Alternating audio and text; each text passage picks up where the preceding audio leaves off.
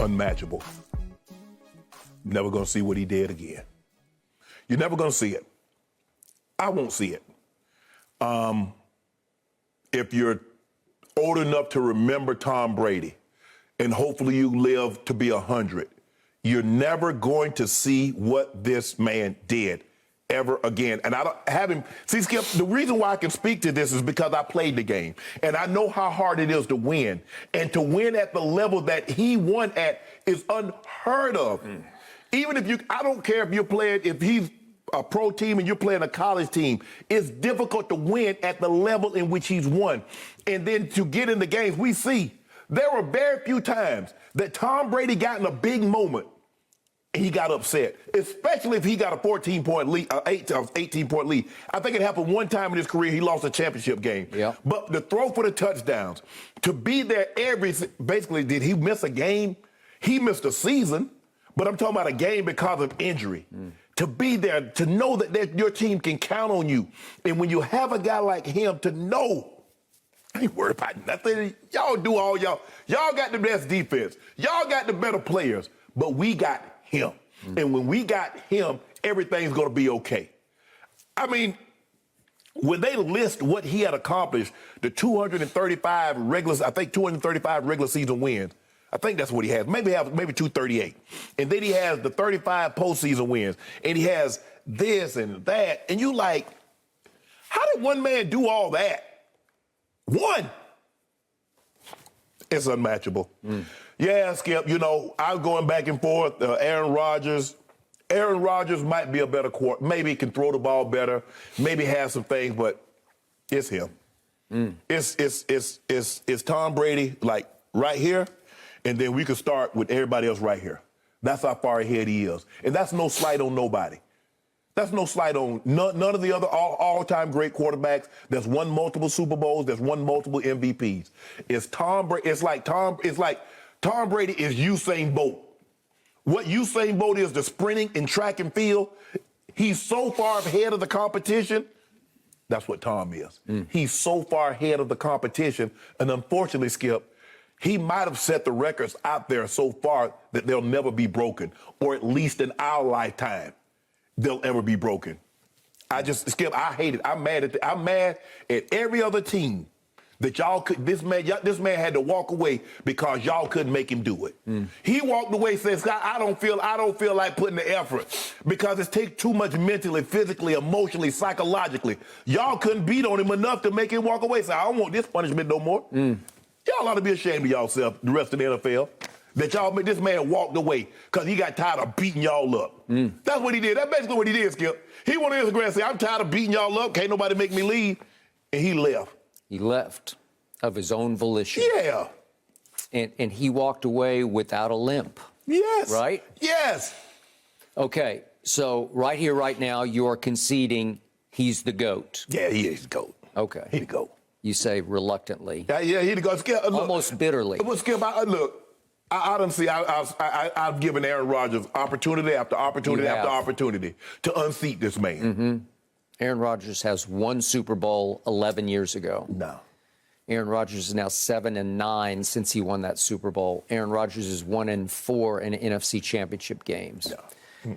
Okay, so back to Jenny's question. From my perspective, I will remember this man as by far the greatest football player ever. And I know that sticks in your craw. We're going to have Eric Dickerson on the show a little later. It just sticks in your craw because he shattered the mold of what a football player is supposed to look like and act like off the field because he didn't look the part, he didn't act the part. Right out of the box, we see him at the Combine run one of the uglier 40s in the history of the Combine. I don't even know why he tried. And then that shirtless picture, that was hard to look at, right? Even the picture with the shirt, like, huh? You couldn't find a smaller shirt? Come on. And yet I hark back to my favorite quote. It's from a former Supreme Court justice who has an odd name, Felix Frankfurter. It's up on my refrigerator. He was a Supreme Court justice from the 1920s up to the 1960s. So he was a wise, smart man. And his quote is, anybody who is any good is different from anybody else. Well, Tom was about as different as you could get. Right. Because off the field, he came across as this sort of cliche-ridden, corny dad next door. Golly right? gee whiz. Golly gee whiz. Every interview was golly gee whiz. It was. And then when you looked at him, you said, that's a great football player. He looked nice. You know, he dressed nice, but not. He had no swagger off the field whatsoever. You got that in that package. You did. You see Skip, you see Jordan. Jordan had swag, and you like, okay. You see LeBron, an imposing figure. You see LT was imposing. You look at, like, dude, look at them little shoulders. Man, That you ain't guy? got no abs. You ain't got no biceps. That You ain't guy? got no quads. Really? You can't run That guy? fast. And you could do all that. How? That guy shattered the mold. He did. Because on the field, I would tell you, he went Jordan-esque because he had this alter ego that I call Psycho Tom, where he just went nuts. And you can say corny nuts, but it was crazy nuts, man, where he was a competitive psycho. He was going to beat you at all costs, any cost, and he was a poor sport and a sorry loser. And I kept saying, well, show me a good loser, I'll show you a loser, but that's just who he was. He said, well, he won't shake hands. Nope. He didn't shake hands. He was a sorry loser, but he won more than anybody. And I'm here to tell you that as big a Jordan fan as I am, as the greatest clutch player I had seen up to this guy, when this guy won 6 Super Bowls in New England with 6 game-winning drives in the fourth quarter or overtime, all 6 of them came late thanks to him. All 6. Wait a second. The longevity of that, and then you throw in another Super Bowl in Tampa in his first year there.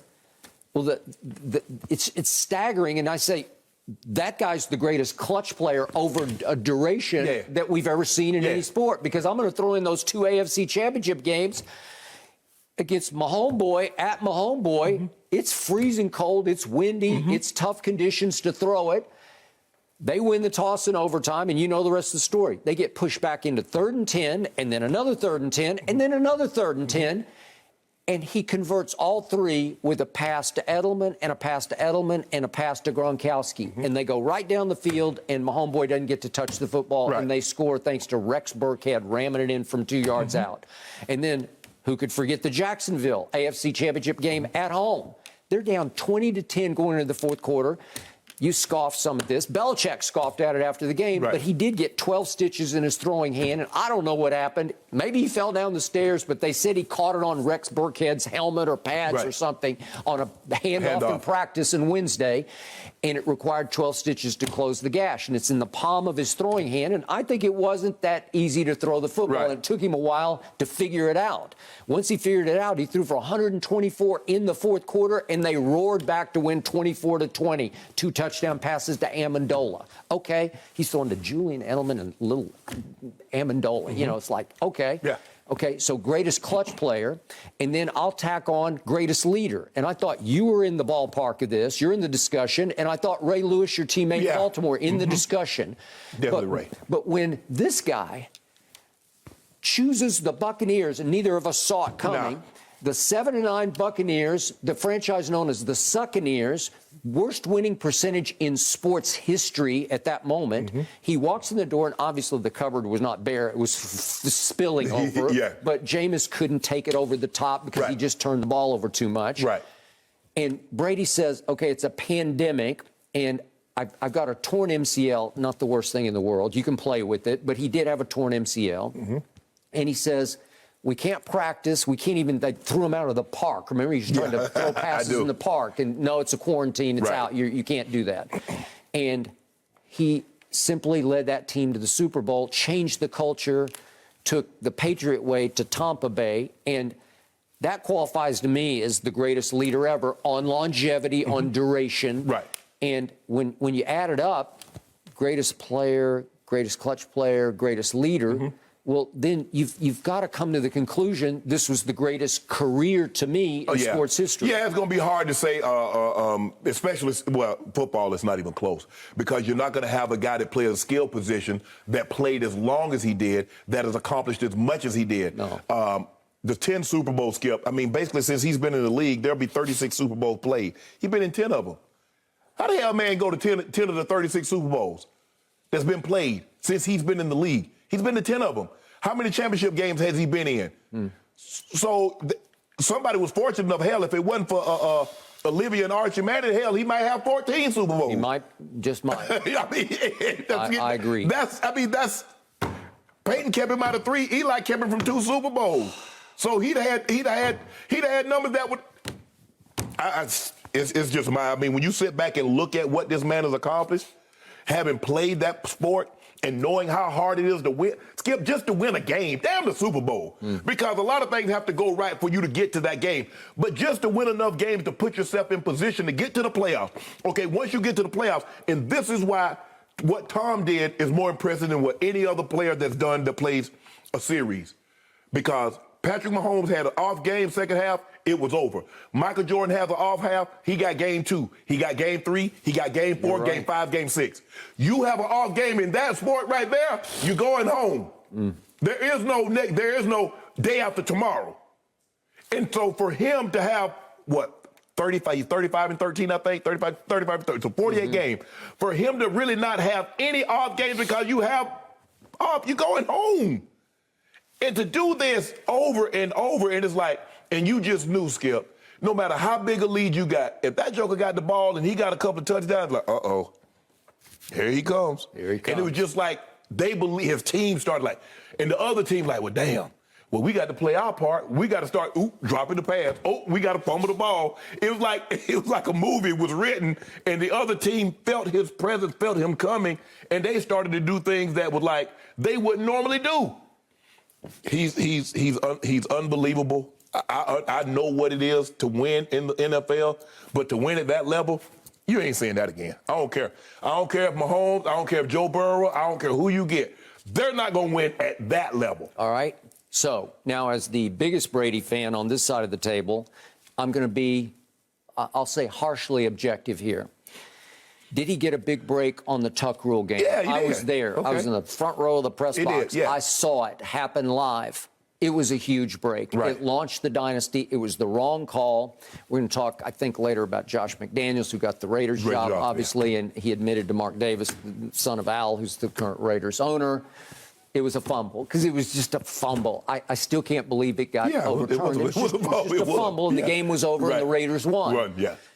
Would Brady bounce back? Would they have won Super? Yes, they would have. So I'm not going to get real worked up about it, but he got one break there. But I also say, if you look hard at what he did the rest of that game in the driving snow, and I know Vinatieri was making kicks for him, but go back and look at the numbers he started putting up. I didn't see him coming because I was a Montana guy at that point, but he was extraordinary in that game. Well, but Skip, we played him the next year in New England. You did what they had a down year. And I was like, hold on. He won the Super Bowl? He won the Super Bowl. Then he comes back to us the following year in 03, Skip. I remember it. And then he threw a game. I was like, damn, he might be that guy. Because he threw a touchdown on us, Skip, with like 20-something seconds to go in the game. And you just watch him, and you just get a great appreciation. But he was really, really young, because Skip, my last Pro Bowl was his first one, and I remember meeting him and looking at him like, well, okay, and his family was over there, and I'm like, okay, this gangly kid. I mean, he won the Super Bowl. He was gangly. It was like he ain't throw for no 300 yards. It wasn't no big game, Nope. And then to see and to watch what he became. Okay, now that leaves us with Deflategate. I never held Tom Brady responsible for cheating. I know too many people who know him who defended him to the death on this one. He liked his footballs deflated to the lower end of legal. The lower end, you have a spectrum that you can go high end. Aaron always liked his all the way to the top, and I don't know why. It's just the feel of the grip of it. He liked his overinflated. Tom liked slightly under, grippy, but legal. And we know that Belichick got caught Spygate. We know Belichick got accused numbers of other times for the Josh McDaniel type videotaping of walkthroughs, that Josh got busted for, and it cost him the job in Denver, Okay, so with this one, I believe that Belichick attempted to throw Brady under the bus when he called his own press conference the Saturday ahead of the Super Bowl week, You remember he went Mona Lisa veto out of my cousin Vinny, you know, how she knew everything about cars. And he says, who do you think I am, Mona Lisa Vito? This is the first joke he ever made. I think he was desperate at that point. At that point in time, Skip, the NFL had made it abundantly clear. You get caught cheating again, you were done. Correct. So he wanted to wash his hands. He wanted to distance himself as much as he possibly could. Yep. I don't know nothing about no football. Ask Tom. Tom is in charge of the football. I just coached the team. So you and I both know that Coach Belichick is in charge of everything. There's a reason why he freezes the football, he greases the football, he has them this because he wants them to be able to prepare for everything. It might be 110 degrees in Miami with 200% humidity. Correct. But it might be 12 below in Buffalo, windy. So he's going to prepare his team for as many situational football as he possibly can. He so did. For him to say he know nothing. I don't know. Ask my quarterback? No, really? I'm not going to say you don't know anything. So what did Tom Brady proceed to do? He fought the NFL in a home game for the NFL in Manhattan District Court, and he won. Yeah. That was astonishing to me. And then it went to the appeals court in Indianapolis, and finally Brady had to give it up because it was taking too much of his time and the NFLPA's money. I was with you on the old show. Yep. I said, Skip, you actually think this man is a millionaire? You think he's gonna be 32 billionaires? Do you understand how much money they'll throw at this situation? They beat him for one round. And that's all he needed. So they were like, we can't lose, because now if you lose one situation, guess what you're gonna have? All the other players gonna start coming in. And they said, we can't have this. And so, hey, they say, Judge, read the language. This is what they signed up on. So the season was approaching, and he bit the bullet and took his 4-game suspension, which led to Jimmy G's rise, right? Yeah. But like you said, I mean, I think, Skip, if you dislike Tom, if you don't like the Patriots, you're going to hold Spygate, you're going to hold Deflategate, you're going to hold that against them. Yep. If you're just an NFL fan, you're like, oh, that happens. Everybody does it. If you're not cheating, you're not trying. Yep. And look the other way. Okay, let's just say, for the sake of argument, let's just say he got a Super Bowl, the Deflategate. Okay, fine. But what happened after they gave him regular football? Hell, he threw for 700 yards against the Colts. Remember what he did in the second half? Yeah. He threw for like 250 in the second half. And the football was regulation. Last I checked, they were regulation. Then against the Legion of Boom, they were official. Quarter, he threw for 124 more yards. So, let's just say we're going to take one. He got 6 Super Bowl. Wow. Yep. He still got 2 more than everybody else. Correct. All those championship games, you can't deny him. Give him his credit. Give him his proper. He's a Mount Rushmore player. He's to the left. Okay, I argue with Jerry and LT, but Tom Brady's on Mount Rushmore. Where you want to place him at, that's up to you. Yep. But you're not going to have a Mount Rushmore NFL players that he's not on it. That's from a Hall of Famer, Shannon Sharpe. Everybody knows that. Thank you for watching. You can subscribe here to get the latest from the show, and be sure to check out more of the best clips from Undisputed, or go watch a few other segments from our other shows on FS1.